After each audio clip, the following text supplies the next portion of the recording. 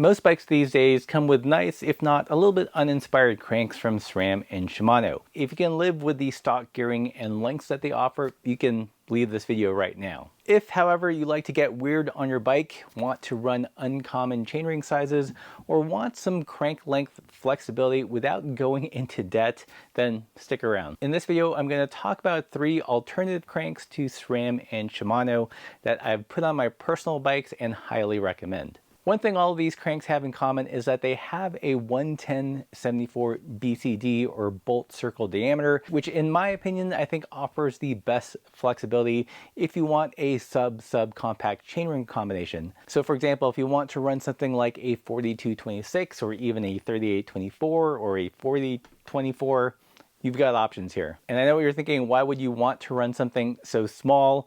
Well, if you ride in the mountains, if you carry lots of stuff on your bike, if you're basically doing things other than riding your bike on the weekend with nothing on it. The first crank I'm going to talk about is the budget option, but don't let that fool you. It is the Clipper cranks sold by our friends at Soma Fabrications, and I've been using these cranks ever since I built up the Tanglefoot hardtack. It's available in satin, silver, and black, but let's be serious, why would you ever get black, right? It comes in 2 lengths, 175 and 170, and these are forged from the original tooling used to forge the venerable and once ubiquitous Sugino XD2 cranks. The rings it comes with are 42/26 as well as kind of a rather plain bash guard. I've had this for a year on my hardtack and they've performed great. No problems whatsoever, and I think they do provide a great range for gravel or even bike touring. Doing the math, when I combine this with an 11/42 cassette, this gives me 16 to 100 gear inches depending on the wheel size, and that is massive. That is 625% gear range compared to the paltry 520% of SRAM Eagle. Let's talk about the square elephant in the room here. Yes, it is square taper. This will irrationally scare off some people because while it is old tech, it is perfectly reliable and works awesome. I believe that unless you're riding on the extreme ends of the spectrum of either road or mountain biking, these cranks will serve you well. Square taper heavier sometimes, but not always. I actually have some square tapered 2x setups that are lighter than some 1x external bottom bracket setups. Do they feel flexy?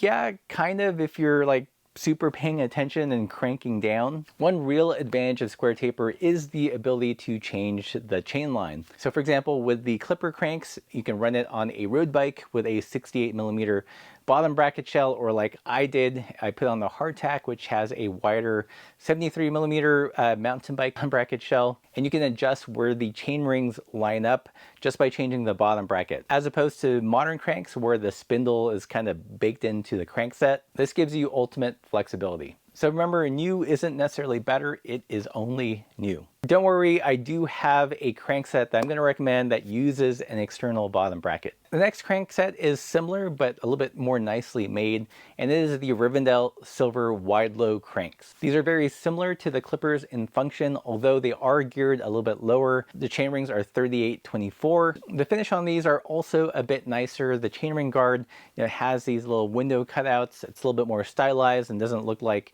a giant pie plate. Per Riv, they are using the best materials and manufacturing methods, so 7075 T6 aluminum, and they are cold forged.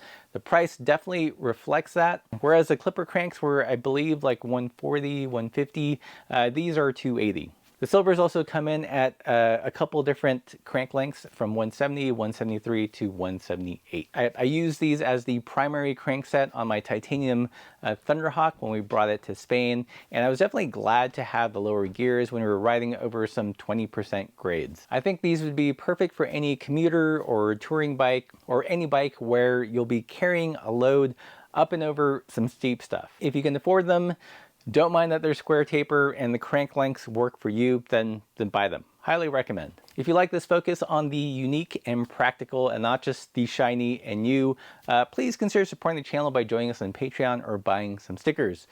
Because of our perspective, you can probably tell that we're not going to get any sponsor money from the likes of SRAM or Shimano, nor would we accept it. So to make this content possible, it is heavily reliant on viewer support. and that means you. Otherwise, I'll have to start doing like Dollar Shave Club ad reads or NordVPN. You guys get the picture, you know what to do. Okay, so this final crank is my current favorite, and it's a crank that I'm slowly putting on all my personal bikes at the moment. And it's one I have currently on the Sklar, and I actually bought another pair of crank arms to put on my Rivendell, and it is the Dixna Le Crank. A little bit of a strange name, kind of hard to find, but really good value. Bought mine from a Japanese website called Alex Cycles, and like the others, these are 110/74 BCD. They're generally sold without the rings, although you can get them with some prepackaged rings, but none of them are subcompact. Unlike the previous two cranks, however, these do use a modern external bottom bracket, if that's important to you. Shimano Holotech 2 Road, to be exact, and this is both good and bad. There is no adjusting the chain line. These will only work on bikes with a 68mm bottom bracket shell and with only road style bottom brackets. If you use a mountain bike bottom bracket, you're not going to get enough spindle engagement on the non-drive side arm. Probably the biggest advantage to me when compared with the Clipper and the Silver cranks is the amazing range of arm lengths. If you guys watched my previous video on experimenting with crank lengths, you'll know that I'm switching to shorter cranks, and the Le Crank by Dixna, they have options from 135 to 170 in 2.5mm increments, which is just amazing. I've been using them on the Sklar the last few weeks and have been really impressed, so much so that I bought a second pair for the Rivendell. I actually just migrated the chain rings from the Silver crank, so the spirit of those cranks live on in a little bit more modern body here. This saved me a little bit of the hassle of sourcing new shifting chain rings. Since the scourge of one buy, let's just put it out there, has made it more difficult. And just to be completely transparent here, the second cranks I bought did have a manufacturing defect. The bore for the chainring bolt, which is hidden behind the crank arm, was cut a little bit too small or tapped a little bit too small. I emailed the folks at Alex Cycles and they replaced it after I sent the crank back. They said that they'd never seen it before. I'm mentioning this just so you know, and hopefully my snafu means you will get perfect cranks. The crank length I settled on with the Dixnas are 160. So while SRAM and Shimano typically have 165mm options, they don't really do shorter than that. So this is a great option. The only other options would be to go with a small crank maker, say Appleman or Ignite, but currently they don't offer my favorite BCD, which is 110/74. I'm hoping that they do one day, so fingers crossed. So if you're like me and you want this very particular combination of 110/74 BCD, short crank length options, external bottom bracket, I could take it or leave it, to be honest, then this is really the only game in town to my knowledge.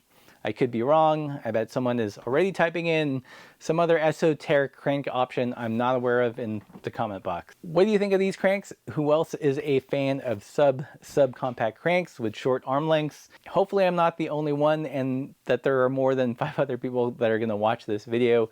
And as always, everybody, keep the supple side down, support the channel, join us on Patreon, and see you next time.